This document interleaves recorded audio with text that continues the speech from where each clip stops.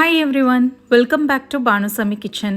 நாம் இன்னைக்கு ஒரு கப்பு ரவையை வச்சு ஒரு சூப்பரான ஸ்நாக்ஸ் 10 நிமிஷத்தில் எப்படி செய்யலான்றதை பார்க்கலாங்க. ரொம்ப ஈஸியாக இதை நீங்கள் செஞ்சு முடிச்சிடலாம். வாங்க எப்படி செய்யலான்றதை பார்ப்போம். வீடியோக்குள்ளே போகிறதுக்கு முன்னாடி மறக்காமல் சப்ஸ்கிரைப் பண்ணுங்கள் அண்ட் பெல் ஐக்கானை கிளிக் பண்ணுங்கள்.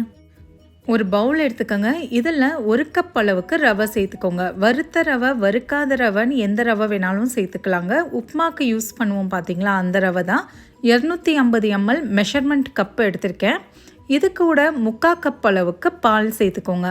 எந்த கப்பில் நீங்கள் ரவையை அளந்தீங்களோ அதே கப்பில் தான் 3/4 கப் அளவுக்கு காய்ச்சி ஆறின பாலை சேர்த்துட்டு இதை நல்லா ஒரு ஸ்பூனாலேயோ இல்லைனா இந்த ஸ்பேட்டுலாவால் நல்லா கலந்து விட்டுக்கோங்க. ஒரு 30 செகண்ட் நல்லா கலந்து விட்டதுக்கப்புறம் இப்போ நாம் இதை தட்டை போட்டு மூடி 10 நிமிஷம் அப்படியே ஊற வச்சுருங்க. அப்போ தான் அந்த ரவை ஃபுல்லாக உப்பி வரும். 10 நிமிஷத்துக்கு அப்புறம் பார்ப்போம். இப்போ நாம் பாகு ரெடி பண்ணிக்கலாம். ஒரு பாத்திரத்தில் 1 கப் அளவுக்கு வெல்லம் சேர்த்துக்கோங்க. இது கூடவே 1 கப் அளவுக்கு தண்ணி சேர்த்துக்கோங்க. அடுப்பு தீயை ஹை ஃப்ளேமில் வச்சுட்டு இந்த வெல்லம் கரைஞ்சால் மட்டும் போதுங்க. பாகு பதம்லாம் எதுவும் வேண்டாம். இது ஜஸ்ட்டு முழுசாக கரையணும். அந்த அளவுக்கு நம்ம இதை கொதிக்க விட்டாலே போதுமானது. ஒரு 2 நிமிஷத்துக்கு அப்புறம் பார்த்திங்கன்னா வெல்லம் இந்த மாதிரி தளன்னு கொதிச்சிட்ருக்கோம். முழுசாக கரைஞ்சிருக்கோங்க. இப்போது நம்ம அடுப்பை அணைச்சிட்டு இதை கம்ப்ளீட்டாக ஆற விட்டுருங்க. இது கம்ப்ளீட்டாக ஒரு பக்கமாக ஃபேனில் வச்சுருங்க, ஆறட்டும். 10 நிமிஷத்துக்கு அப்புறம் பார்த்திங்கன்னா ரவை நல்லா ஊறி போய் நல்லா உப்பெல்லாம் ஆயிருக்கோங்க. இப்போ கரண்டியை வச்சு லைட்டாக இதை கலந்து விட்டுக்கோங்க. இப்போ நாம் ஒரு மிக்ஸி ஜார் எடுத்து இந்த ரவையை அதில் முழுசாக சேர்த்துக்கோங்க. இதை நம்ம அரைச்சி தாங்க யூஸ் பண்ண போகிறோம், அப்படியே யூஸ் பண்ணக்கூடாது. முழுசாக இந்த ரவையை சேர்த்துட்டு இது கூடவே ஒரு 1/2 கப் அளவுக்கு கோதுமை மாவு சேர்த்துக்கோங்க. மைதா மாவு இருந்தால் நீங்கள் அது கூட சேர்த்துக்கலாம். நம்ம காய்ச்சி ஆற வச்சுருந்த வெள்ளைப்பாகையும் இதில் சேர்த்துருங்க. நல்லா ஆறின பிறகு சேர்த்துக்கோங்க, இல்லைனா மிக்சியில் அரைக்கும் போது ஃபுல்லாக தெரிச்சிடும். இப்போ இதை நல்லா மையாக அரைச்சி எடுத்துகிட்டு வந்துடுங்க. தண்ணி எதுவும் சேர்க்காதீங்க. இந்த அளவுக்கு தாங்க இருக்கணும். நல்லா மையாக அரைச்சி இதை நாம் இப்போ பாத்திரத்துக்கு மாற்றிக்கலாம். ஒரு பவுலில் இதை கம்ப்ளீட்டாக ட்ரான்ஸ்ஃபர் பண்ணிக்கோங்க.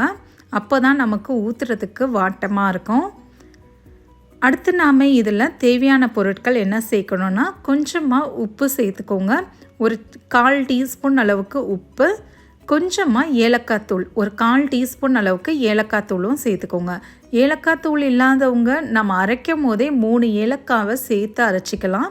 இது கூட ஒரு பிஞ்ச் அளவுக்கு சோடா மாவு சேர்த்துக்கோங்க. அப்போ தான் உப்பெல்லாம் வரும்.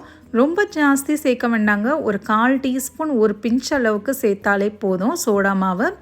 சேர்த்துட்டு இதை நல்லா கலந்து ஒரு பக்கமாக எடுத்து வச்சுக்கோங்க. மாவுடைய கன்சிஸ்டன்சி பாருங்கள், ரொம்ப தண்ணியாகவும் இல்லாமல் திக்காக தான் இருக்கணும்.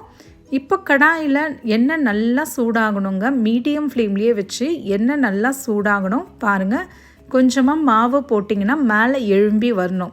இப்போ அடுப்பு தீயை லோ ஃப்ளேமில் மாற்றிட்டு குழிக்கரண்டியை வச்சு கொஞ்சம் கொஞ்சமாக இதை ஊற்றுங்க. உங்கள் கடாயில் எந்த அளவுக்கு கொள்ளுதோ அந்த அளவுக்கு இதை நீங்கள் சுட்டு எடுத்துக்கோங்க. கரண்டி பார்த்திங்கன்னா நான் சின்ன குழிக்கரண்டி தான் எடுத்திருக்கேன். ரொம்ப பெருசாகவும் எடுத்துட வேண்டாம்.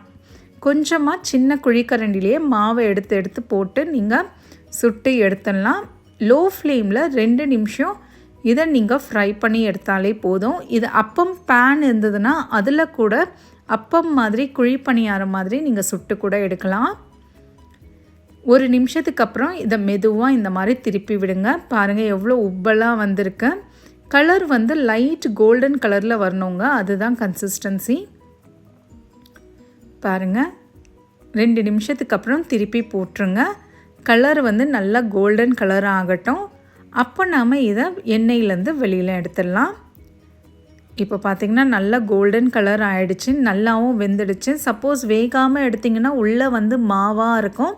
அதனால் லோ ஃப்ளேம்லேயே வச்சு மெதுவாக பொறுமையாக வறுத்து எடுத்துக்கணும். இப்போ நாம் இதை எண்ணெயிலேருந்து வெளில எடுத்துடுங்க.